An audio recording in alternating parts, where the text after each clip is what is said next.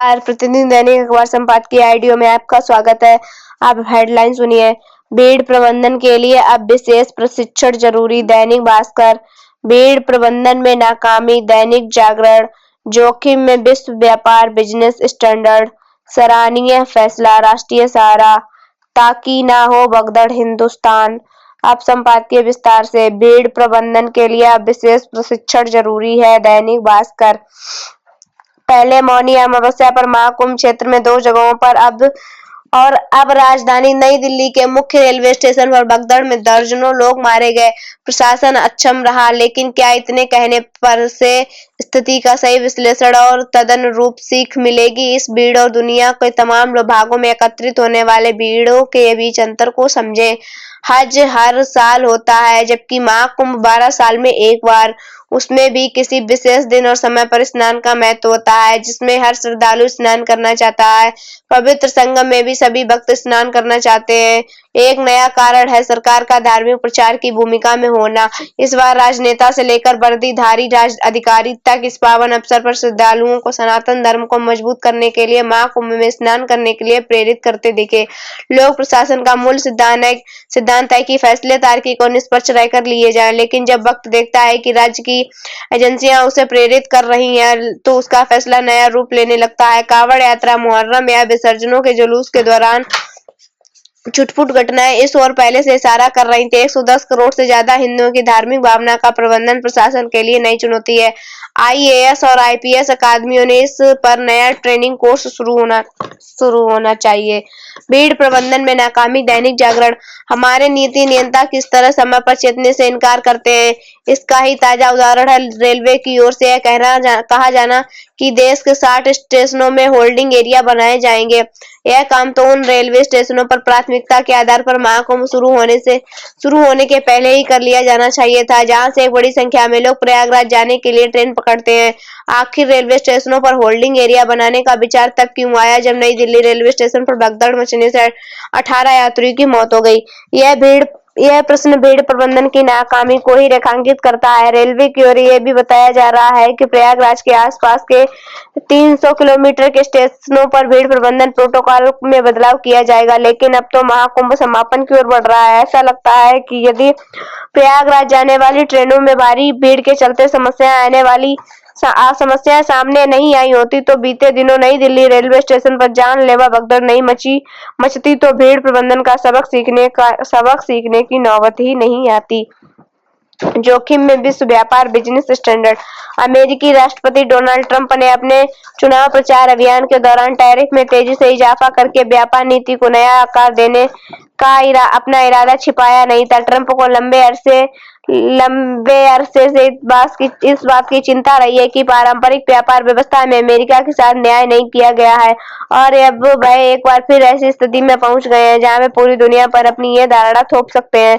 अपने पिछले कार्यकाल में विश्व व्यापार संगठन के विवाद निस्तारण ढांचे को कमजोर करने और उत्तर अमेरिकी मुक्त व्यापार समझौते नाफ्टा पर नए सिरे से बातचीत करने के साथ साथ अमेरिका को ट्रांस पैसिफिक ट्रीटी जैसे अहम संधि से बाहर करके संतुष्ट थे। इन बातों ने वैश्विक व्यापार संस्था को बहुत क्षति पहुंचाई, लेकिन नए कार्यकाल में उनकी योजनाएं ज्यादा चिंता उत्पन्न करती हैं। ट्रंप ने गत सप्ताह कहा कि वह अमेरिका में आयात होने वाली वस्तुओं पर रेसिप्रोकल टैरिफ यानी पारस्परिक शुल्क लगाने वाले हैं। यह स्पष्ट नहीं है कि इसका क्या अर्थ हो सकता है, लेकिन यह मौजूदा विश्व व्यापार को बुरी तरह नुकसान पहुंचा सकता है, और भारत जैसे देशों के लिए इसका जवाब मुश्किल हो सकता है। तरजीह देश का सिद्धांत नहीं हुआ तो स्रोत की जांच के नियमों को माल की हर खेप पर लागू करना पड़ता है। अगर तरजीह देश के सिद्धांत को त्याग दिया जाता है, तो जैसा कि पारस्परिक पर ट्रंप का ध्यान देना बताता है, यह वैश्विक व्यापार को आमूलचूल बदल देगा। यह बदलाव बेहतरी नहीं लाएगा। ट्रंप पर भारत का रुख चुनिंदा आयात में गुंजाइश करने का रहा है, और शायद यह इस नए विश्व में सही न बैठे। व्यापार अधिकारियों को ऐसे तरीकों पर गंभीरता से विचार करना होगा ताकि बहुपक्षीय व्यवस्था बची रहे और अमेरिका पर संयुक्त दबाव बनाया जा सके। शायद प्रशांत पार साझेदारी पर व्यापक और प्रगतिशील समझौते जैसे व्यापार गुट में शामिल होना इन सवालों का जवाब हो सकता है। सराहनीय फैसला, राष्ट्रीय सहारा। सुप्रीम कोर्ट ने कार्यस्थल पर वरिष्ठों के बर्ताव को लेकर बड़ा फैसला दिया है।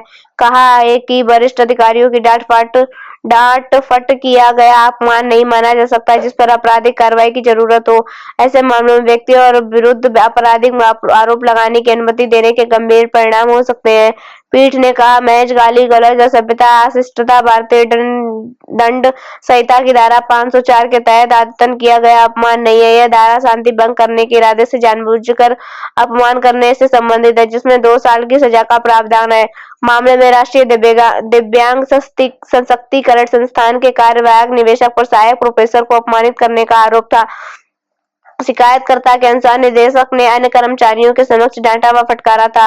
यह सच है कि कार्यस्थल से संबंधित अनुशासन और कर्तव्यों के निर्वहन से जुड़ी फटकार जो व्यक्ति कार्यस्थल पर प्रबंधन करता है, वह अधीन शस्त्रों से अपनी जिम्मेदारी पूरी निष्ठा व समर्पण से पूरी करने की उम्मीद करेगा। हालांकि स्पष्ट तौर पर देखने में आता है कि अनुशासन के नाम पर वरिष्ठ अधिकारियों द्वारा अपने अधीन शस्त्रों के साथ संतुलित बर्ताव का अभाव नजर आता है। लहजा गलत हो भी तो नीयत बुरी नहीं होनी चाहिए, परंतु इस बारीक अंतर को समझना या समझ पाना भी आसान नहीं है। सेना के सख्त अनुशासन के दरमियान कई बार ऐसी खबरें आती रहती हैं, जहां नीचे के ओहदे के सैनिक द्वारा अपने अधिकारी की हत्या तक कर दी गई है। तय रूप से काम का दबाव, उच्च दर्जे की तामील पाबंदियां और तय वक्त पर जिम्मेदारियों का निर्वहन अधिकारियों के जेहन पर खासा दबाव बनाते हैं। वे भी तनावग्रस्त या काम के बोझ के चलते सामान्य बर्ताव करने से चूक सकते हैं।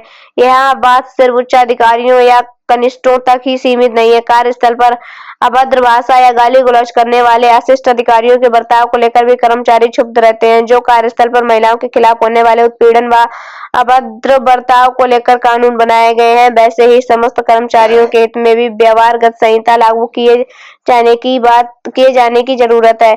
मानवता कहती है, ओहदे ऊपर नीचे होने के दोयम बर्ताव करने का हक किसी को नहीं दिया जा सकता। यह नियम मालिकान व मुलाजिम पर ही लागू होता है, ताकि ना हो भगदड़। हिंदुस्तान।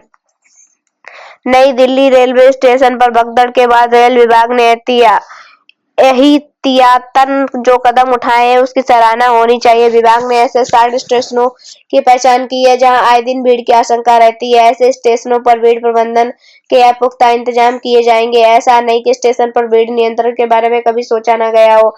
आमतौर पर होली, दीपावली, छठ जैसे त्योहारों के समय स्टेशन पर विशेष सावधानी बरती जाती है और दुर्भाग्य से भीड़ के कुछ कम होते ही बचाव के उपाय हटा लिए जाते हैं। काश नई दिल्ली स्टेशन पर बचाव के उपाय कायम रहते तो भगदड़ मचती कहां कमी रह गई। इसकी ईमानदारी पड़ताल स्वयं रेलवे अधिकारी भी कर रहे हैं। भीड़ को लेकर गंभीरता नहीं थी, इसका एक प्रमाण तो यह भी है कि हर घंटे करीब 1500 जनरल टिकट बिक रहे थे। टिकट बिकने चाहिए करीब 5000, लेकिन 9000 से ज्यादा टिकट बेच दिए गए। ज्यादा से ज्यादा टिकट बेचने का फैसला कौन लेता है? रेलवे में कौन है जो केवल विभागीय कमाई को लक्ष्य बनाकर चल रहा है? ऐसे तमाम सवालों के जवाब स्वयं विभाग को खोजने पड़ेंगे। बेशक रेलवे को सुधार के इंतजाम करने चाहिए और इसकी अच्छी तैयारी भी दिखने लगी है। महाकुंभ जाने के रास्ते में पड़ रहे करीब 35 स्टेशनों पर विशेष प्रबंध की मांग की गई है। नई दिल्ली रेलवे स्टेशन पर ही नहीं बल्कि देश के जिन स्टेशनों पर भीड़ के नियंत्रण के पार भीड़ लग रही है, वहां प्लेटफॉर्म टिकट न बेचने में ही भलाई है। इसके अलावा सामान्य श्रेणी के टिकट सामाजिकता व मानवीयता का ध्यान रखते हुए बेचने चाहिए। प्लेटफॉर्म हो या प्लेटफॉर्म पर मौजूद सीढ़ियां, हर जगह आने और जाने के रास्ते बाकायदे विभाजक व डिवाइडर लगाकर स्थायी तौर पर अलग अलग होने चाहिए और रेलवे ने इस दिशा में अपने कदम बढ़ाकर सुधार के संकेत दिए हैं। कहीं भीड़ लगे भी तो परस्पर न उलझे, एक निश्चित दिशा की ओर सुरक्षित निकल जाएं, जिसके लिए तीर के निशान बनाए जा रहे हैं। उम्मीद करनी चाहिए कि नई दिल्ली जैसा हादसा फिर कहीं ना होगा। धन्यवाद।